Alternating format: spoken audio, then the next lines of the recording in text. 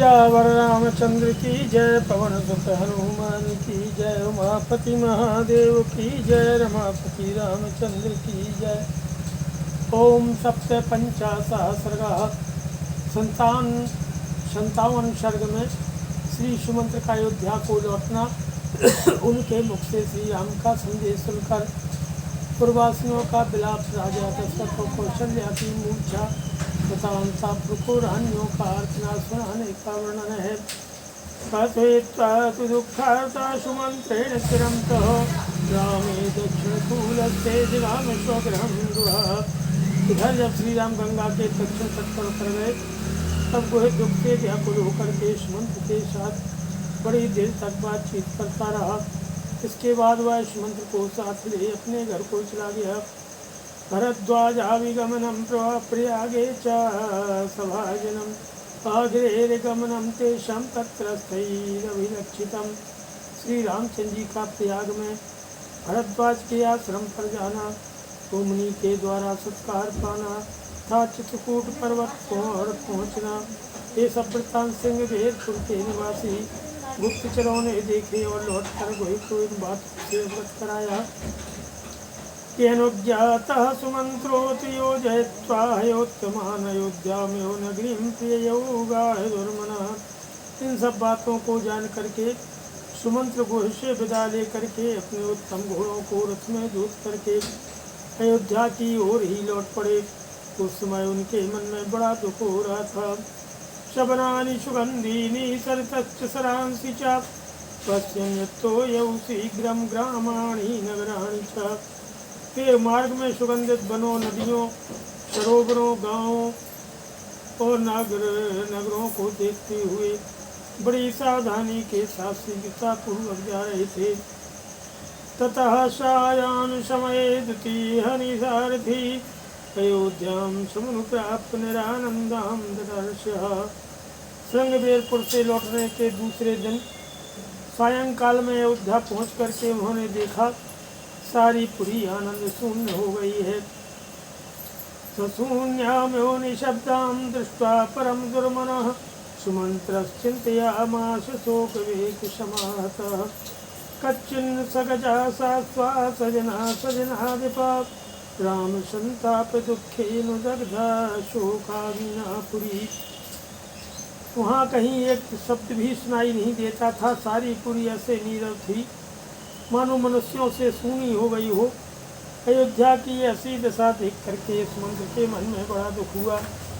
वे शोक के वेग से पीड़ित होकर के इस प्रकार चिंता करने लगे कि किम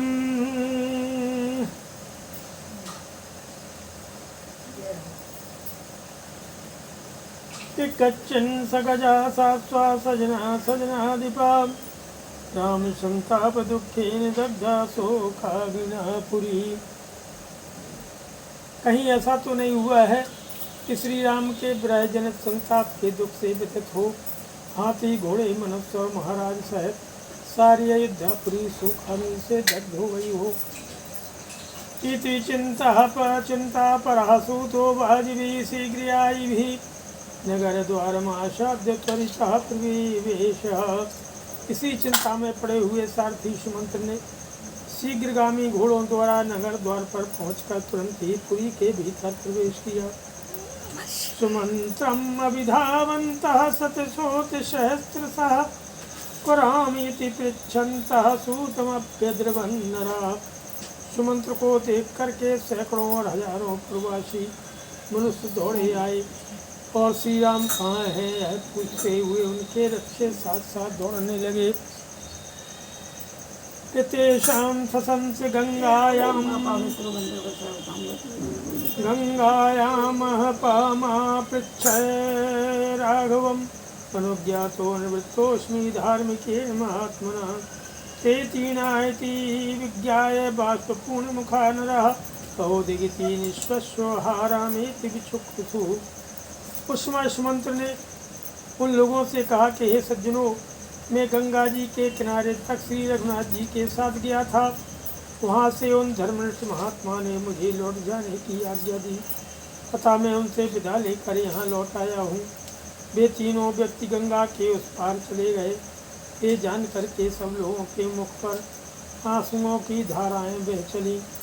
अरे हमें धिक्कार है, ऐसा कहकर वे लंबी सांसें खींचते हुए और हा राम की पुकार मचाते हुए जोर जोर से करुण क्रंदन करने लगे। सुस्राव च वचस्तेषां वृन्दं वृन्दं च तिष्ठताम् अतः खलु येने पश्यामीति राघवम् दानयज्ञविवाहेषु समाजेषु महत्सु च न दृक्ष्यामः पुनर्जातु धार्मिकं राममन्तरा। सुमंत्र ने उनकी बातें सुनी। वे झुंड के झुंड खड़े होकर कह रहे थे, हाय निश्चय ही हम लोग मारे गए, क्योंकि अब हम यहाँ श्री रामचंद्र जी को नहीं देख पाएंगे। दान यज्ञ विवाह तथा बड़े बड़े सामाजिक उत्सवों के समय अब हम सब कभी धर्मात्मा श्री राम को अपने बीच में खड़ा हुआ नहीं देख सकेंगे। किम समर्थम जनस्यासु किम प्रियम किम सुखावहम इति रामेण नगरम पितृयो परिपालितम।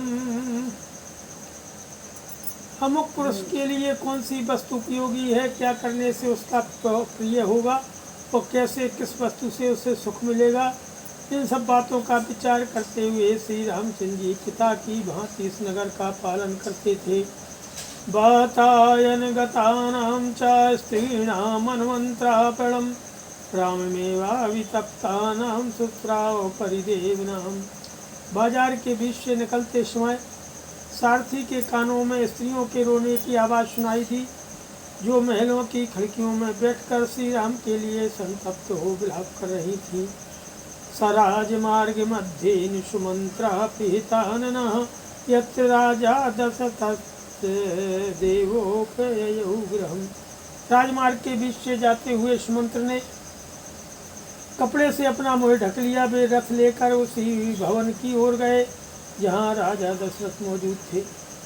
स्वतीर्था शीघ्रं राजवेश में प्रविश्य च कक्ष्या सप्ताविचक्रामो महाजन समाकुला। राजमहल के पास पहुंचकर वे शीघ्र ही रथ से उतर पड़े और भीतर प्रवेश करके बहुत से मनुष्यों से भरी हुई 7 ड्योढ़ियों को पार कर गए। हरमयी विमानैः प्रासादैरवेक्षात् समागतम् हाहाकार कृता नार्यो रामादर्शन कर्षिताः। धनियों की अट्टालिकाओं, शतमंजिले मकानों तथा राजभवनों में बैठी हुई स्त्रियां सुमंत्र को लौटा हुआ देख करके श्री राम के दर्शन से वंचित होने के दुख से दुर्बल होकर हाहाकार कर उठी। आयतै विमलै नेत्रै अश्रुवेग परिप्लुतैः अन्योन्यमभिवीक्षन्ते अव्यक्तमार्ततरा स्त्रियः। उनके काजल आदि से रहित बड़े बड़े नेत्र आंसुओं के वेग में डूबे हुए थे। वे स्त्रियां अत्यंत दुखी होकर के अव्यक्त भाव से एक दूसरे की ओर देख रही थीं। ततो दशरथस्त्रीणां प्रासादेभ्यस्ततः रामशोकावितप्तानां मन्दं शुश्रावजल्पितं सह रामेण निर्यातो विना राममिहागतः सूतः किं नाम कौशल्यां क्रोशन्तीं प्रतिवक्ष्यति। इसके बाद राजमहलों में जहाँ तहाँ से श्री राम के शोक से संतप्त हुई राजा दशरथ की रानियों के मंद स्वर में कहे गए वचन सुनाई पड़े। ये सारथी सुमंत्र श्री राम के साथ यहाँ से गए थे और उनके बिना ही यहाँ लौटे हैं। ऐसी दिशा में करुण क्रंदन करती हुई कौशल्या को ये क्या उत्तर देंगे। यथा च मन्ये दुर्जीवमेवं न शुकरं ध्रुवम् अच्छिद्य पुत्रे निर्याते कौशल्या यत्र जीवती। मैं समझती हूँ जैसे जीवन दुख जनित है, निश्चय ही उसी प्रकार इसका नाश भी शुकर नहीं है। तभी तो न्यायता प्राप्त हुए अभिषेक को त्याग कर पुत्र के वन में चले जाने पर भी कौशल्या अभी तक जीवित है। सत्य रूपम तु तद्वाक्यम राजस्त्रीणां न शामयन् प्रदीप्तियो शोकेन विवेश सहसा गृहम्। रानियों की वह सच्ची बात सुन करके शोक से दग्ध से होते हुए सुमंत्र ने अचानक राजभवन में प्रवेश किया। सप्रवेश्याष्टमीं कक्षां राजानां दीनमातुरं पुत्र शोक परिद्यूनं पश्यत पांडुरे गृहे। 8वीं ड्योढ़ी में प्रवेश करके उन्होंने देखा राजा एक श्वेत भवन में बैठे और पुत्र शोक से मलिन दीन एवं आतुर हो रहे हैं। कि अभिगम्य तमासीनम राजानमभिपद्यवाद्य च सुमंत्रो राम वचनम यथोक्तम प्रतिवेदयतो। सुमंत्र ने वहाँ बैठे हुए महाराज के पास जाकर के उन्हें प्रणाम किया और उन्हें श्री रामचंद्र जी की कही हुई बातें ज्यों की त्यों सुना दी। सतु श्रीमेव तस्कृत्वा राजा विद्रुत मानसः मूर्छितो नृपतद भूमौ राम शोकाभिपीडितः। राजा ने चुपचाप ही वह सुन लिया। सुनकर उनका हृदय द्रवित हो गया। फिर वे श्री राम के शोक से अत्यंत पीड़ित होकर के मूर्छित होकर पृथ्वी पर गिर पड़े। ततो अंतःपुरमाविद्धं मूर्छिते पृथ्वी पतौ उश्रित्य बाहु चुक्रोश नृपतौ पतिते छितौ। महाराज के मूर्छित हो जाने पर सारा अंतःपुर दुख से व्यथित हो उठा। राजा के पृथ्वी पर गिरते ही सब लोग दोनों बाहें उठाकर जोर जोर से चीत्कार करने लगे कि सुमित्रिया तू सहिता कौशल्या पतितं पतिम् उत्थापयामाशु तदा वचनं चेदमब्रवीत् इमं तस्य महाभाग दूतं दुष्करकारिणः वनवासादनुप्राप्तं कस्मान्न प्रतिभाषसे। उस समय कौशल्या ने सुमित्रा की सहायता से अपने गिरे हुए पति को उठाया और इस प्रकार से कहा कि हे महाभाग, ये सुमंत्र जी दुष्कर कर्म करने वाले श्री राम के दूत होकर के उनका संदेश लेकर वनवास से लौटे हैं। आप इनसे बात क्यों नहीं करते हैं? कि मनयम कृत्वा विपत्र पशिराघवो उत्तिष्ठ सुकृतं तेस्तु शोकेन स्यात् सहायता। हे रघुनंदन, पुत्र को वनवास दे देना अन्याय है। यह अन्याय करके आप लज्जित क्यों हो रहे हैं? उठिए, आपको अपने सत्य के पालन का पुण्य प्राप्त हो। जब आप इस तरह शोक करेंगे तब आपके सहायकों का समुदाय भी आपके साथ ही नष्ट हो जाएगा। देव यस्या भयाद् रामं नानुपृच्छसि सारथिं नेह तिष्ठति कैकेयी विश्रद्धं प्रतिभाषिताम्। हे देव, आप जिसके भय से सुमंत्र जी से श्री राम का समाचार नहीं पूछ रहे हैं वह कैकेयी यहाँ मौजूद नहीं है, अतः निर्भय होकर के बात करिए। सा तथोक्त्वा महाराजं कौशल्या शोकलालसा धरण्यां निपाताशु बाष्प विप्लुत भाषिणी। महाराज से ऐसा कर करके कौशल्या का गला भराया और आंसुओं के कारण उनसे बोला नहीं गया और वे शोक से व्याकुल होकर तुरंत ही पृथ्वी पर गिर पड़े। कि बिलपन्तीं तथा दृष्ट्वा कौशल्यां पतितां भुवि पतिं चावेक्षिता सर्वा समन्तादुरुतुस्त्रिया ततस्तमन्तः पुरनादमुत्थितं समीक्ष्य विद्धा तरुणाश्च मानवाः स्त्रियश्च सर्वारुदुः समन्ततः पुरं तदासीत पुनरेव संकुलम्। अंतापुर से उठे हुए उस आर्तनाद को देख सुन करके नगर के बूढ़े और जवान पुरुष रो पड़े। सारी स्त्रियां भी रोने लगी। वह सारा नगर उस समय सब ओर से पुनः शोक से व्याकुल हो उठा। 58 सर्ग में महाराज दशरथ की आज्ञा से सुमंत्र का श्री राम और लक्ष्मण के संदेश सुनाने का वर्णन किया गया है। ते प्रत्यास्वस्तो यदा राजा मोहात् प्रत्यागत स्मृति तदा जुहाव तं सूतं राम वृत्तांत कारणात्। मूर्छा दूर होने पर जब राजा को होश हुआ तब स्थिर चित्त होकर के उन्होंने श्री राम का वृत्तांत सुनने के लिए सारथी सुमंत्र को सामने बुलाया। ओ तथा सूतो महाराजं कृताञ्जलिरूपस्थिता रामेवानुशोचन्तं दुःखशोकशमन्वितं वृद्धं परं सन्तप्तं नवग्रहमेवोद्दीपं विनिश्वसन्तं ध्यायन्तम् अश्वत्थमेव कुञ्जरं राजा तु रजसा सूतं ध्वस्तांगं समुपस्थितं अश्रुपूर्णमुखं दीनम् उवाच परमार्थवतो। उस समय सुमंत श्री राम के ही शोक और चिंता में निरंतर डूबे रहने वाले दुख शोक से व्याकुल महाराज दशरथ के पास हाथ जोड़कर खड़े हो गए और जैसे जंगल से तुरंत पकड़कर लाया हुआ हाथी अपने यूथपति गजराज का चिंतन करके लंबी सांस खींचता है और अत्यंत संतप्त था स्वस्थ हो जाता है, उसी प्रकार बूढ़े राजा दशरथ श्री राम के लिए अत्यंत दुखी होकर के लंबी सांस खींच करके उन्हीं का ध्यान करते हुए अस्वस्थ से हो गए थे। राजा ने देखा सारथी का सारा शरीर धूल से भर गया है, यह सामने खड़ा है, इसके मुख पर आंसुओं की धारा बह रही है और यह अत्यंत दीन दिखाई देता है। उस अवस्था में राजा ने अत्यंत दुखी होकर के उससे पूछा कि क्वनुवत्स्यति धर्मात्मा दीक्षमूलमुपासिता शोत्यंत सुकृता सूत किम शिष्यति राघवो दुःखस्यानुचितो दुःखं सुमंत्र सैनोचिता भूमिपालात्मजो भूमौ शेते कथमनाथवतो। हे सूत, धर्मात्मा श्री राम वृक्ष की जड़ का सहारा लेकर के कहाँ निवास करेंगे? जो अत्यंत सुख में पले थे वे मेरे लाडले राम वहाँ क्या खाएंगे?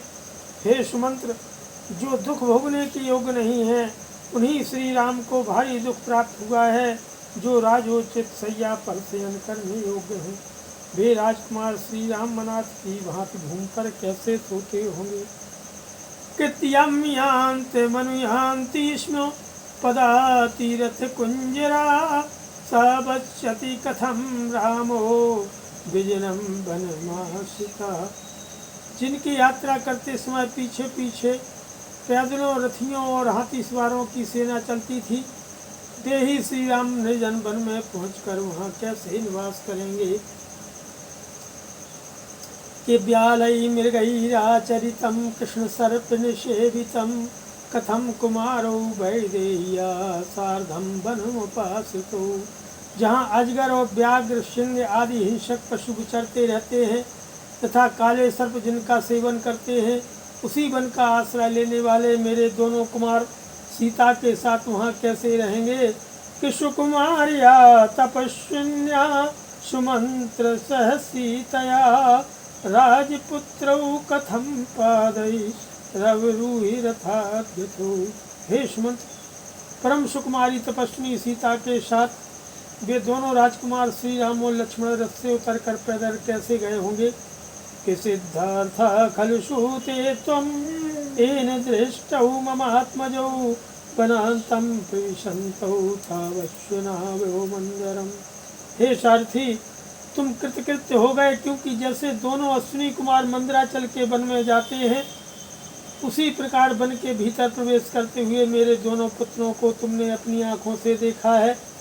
कि किमुवाच बचो रामः किमुवाच च लक्ष्मणः सुमंत वनमासाद्यो किमुवाच च मैथिली। हे सुमंत, वन में पहुंचकर श्री राम ने तुमसे क्या कहा? लक्ष्मण ने भी क्या कहा? तथा मिथिलेश कुमारी सीता ने क्या संदेश दिया?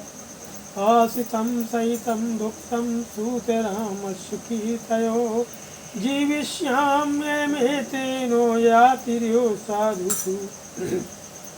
हे सूत, तुम श्री राम के बैठने, सोने और खाने पीने से संबंध रखने वाली बातें बताओ। जैसे स्वर्ग से गिरे हुए राजा अजाति सत्पुरुषों के बीच में उपस्थित होने पर सत्संग के प्रभाव से पुनः सुखी हो गए थे, उसी प्रकार तुम जैसे साधु पुरुष के मुख से पुत्र का वृत्तांत सुनने से मैं सुखपूर्वक जीवन धारण कर सकूंगा। इति सूतो नरेंद्रेण चोदिता सज्जमान था। इति सूतो नरेंद्रेण चोदिता सज्जमानया उवाच वाचा राजानं सबाष्प परिबद्धया अब्रीवीन मे महाराज धर्मेवानुपालयन् अंजलिं राघवा कृत्वा शिरसा विप्रणम्य च श्रुतमद्वचनात् तस्योता तस्य विदितात्मनः शिरसा वंदनीयस्यो वन्द्य उपाधौ महात्मनः। महाराज के इस प्रकार पूछने पर सारथी सुमंत्र ने आंसुओं से रुंधी हुई गदगद वाणी के द्वारा उनको कहा कि शर्वन्तः पुरं वाच्यं श्रुतमद्वचनात्तया आरोग्यम विशेषेण यथार्हम् अभिवादनम्। हे महाराज, श्री रामचंद्र जी ने धर्म का ही निरंतर पालन करते हुए दोनों हाथ जोड़ करके और मस्तक झुका करके कहा है कि हे सूत, तुम मेरी ओर से आत्मज्ञानी तथा बंदनी मेरे महात्मा पिता के दोनों चरणों में प्रणाम करना तथा अंतःपुर में सभी माताओं को मेरे आरोग्य का समाचार देते हुए उनसे विशेष रूप से मेरा यथोचित प्रणाम निवेदन करना। माता च मम कौशल्या कुशलम च विवादनम अप्रमादम च वक्तव्य भूयाश्चैनाविदं वचा धर्म नित्य यथा काल मग्न्यागार पराभवो देवी देवस्य पादौ च देववत परिपालयो। इसके बाद मेरी माता कौशल्या से मेरा प्रणाम करके बताना कि मैं कुशल से हूँ और धर्म पालन में सावधान रहता हूँ। फिर उनको मेरा यह संदेश सुनाना कि हे माँ, तुम सदा धर्म में तत्पर रह करके यथा समय अग्निशाला के सेवन में संलग्न रहना। देवी महाराज को देवता के समान मानकर उनके चरणों की सेवा करना। कि अभिमानम च मानम च त्यक्त्वा वर्तस्व मातृषु अनुराजान मार्याम च के अम्बिकारयो।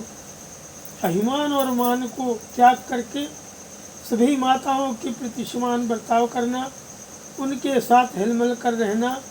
हे माता, जिसमें राजा का अनुराग है उस कैकेयी को भी श्रेष्ठ मान करके उसका तुम सत्कार करना।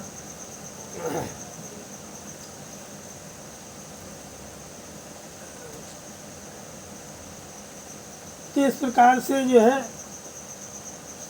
सुमंत्र जी कहते हैं कि कुमारे भरते वृत्तिर्वर्तितव्याचराजवतो अप्यज्येष्ठा ही राजानो राजधर्म मनुस्मरो। कुमार भरत के प्रति राजोचित बर्ताव करना। राजा जो है छोटी उम्र के हों तो भी वे आदरणीय ही होते हैं, इस राजधर्म को याद रखना। भरतः कुशलम वाच्यो वचनेन च सर्वास्वेयथा न्यायं वृत्तिं वतस्व मातृषु। अपनी गाय है वक्तव्यस्त महाबाहुरिक्ष्वाकुकुलनन्दनः पितरं योऽपि राजस्थो राज्यस्थ मनुपालयो। कुमार भरत से मेरा कुशल समाचार बता करके उनसे मेरी ओर से कहना, भैया तुम सभी माताओं के प्रति न्यायोचित बर्ताव करते रहना। इक्ष्वाकु कुल का आनंद बढ़ाने वाले महाबाहु भरत से यह भी कहना चाहिए कि युवराज पद पर अभिषिक्त होने के बाद भी तुम राज सिंहासन पर विराजमान पिताजी की रक्षा एवं सेवा में संलग्न रहना। त्यजतिक्रांत वया राजा मास्मैनं व्यपरोरुधा कुमार राज्य जीवस्व तस्यैवाज्ञा प्रवर्तना। राजा बहुत बूढ़े हो गए हैं, ऐसा मान करके तुम उनका विरोध मत करना। उन्हें राजा सिंहासन से न उतारना। युवराज पद पर ही प्रतिष्ठित रहकर उनकी आज्ञा का पालन करते हुए ही जीवन निर्वाह करना। अब्रवीचापि मां भूयो भृशमश्रूण वर्तयन् मातेव मम पिता माता ते दृष्टव्या पुत्र गर्भिणी इत्येवं मां महाबाहुर्ब्रुवन्नेव महायशा रामो राजीवपत्राक्षो भृशमश्रूण्यवर्त्यतो। राजा बहुत बूढ़े हो गए हैं, ऐसा मान करके जो है उनकी आज्ञा का पालन करते रहना। फिर उन्होंने नेत्रों से बहुत आंसू बहाते हुए मुझसे भरत से कहने के लिए यह संदेश दिया कि हे भरत, मेरी पुत्र वत्सला माता को अपनी ही माता के समान समझना। मुझसे इतना ही कहकर के महाभाव महायशस्वी कमल नयन श्री राम बड़े वेग से आंसुओं की वर्षा करने लगे। के लक्ष्मणस्तु सुसंक्रुद्धो निःश्वसन वाक्यमब्रवीत् केनायं पराधेनो राजपुत्रो विभाषितः। परंतु लक्ष्मण उस समय अत्यंत क्रोधित होकर के लंबी सांस खींचते हुए बोले कि हे सुमंत्र जी, किस अपराध के कारण महाराज ने इन राजकुमार श्री राम को देश निकाला दे दिया है। राज्ञा तु खलु कैकेय्या लघुचा श्रुत शासनम शासनम कृतम कार्यम वा वयम हीनाभिपीडिता। राजा ने कैकेयी का आदेश सुनकर के झट से उसे पूर्ण करने की प्रतिज्ञा कर ली। उनका यह कार्य उचित हो या अनुचित, परंतु हम लोगों को उसके कारण कष्ट भोगना ही पड़ता है। यदि प्रव्राजितो रामो लोभ कारण कारितम वरदान निमित्तम वा सर्वथा दुष्कृतम कृतम। श्री राम को वनवास देना कैकेयी के लोभ का कारण हुआ हो अथवा राजा के दिए हुए वरदान के कारण, मेरी दृष्टि में यह सर्वथा पाप ही किया गया है। किदं तावत् यथा कामम् ईश्वरस्य कृते कृतं रामस्य तु परित्यागे न हेतुमुपलक्ष्ये असमीक्ष्य समारब्धं विरुद्धं बुद्धिलाघवात् जनयिष्यति संक्रोशं राघवस्य विभाषणम्।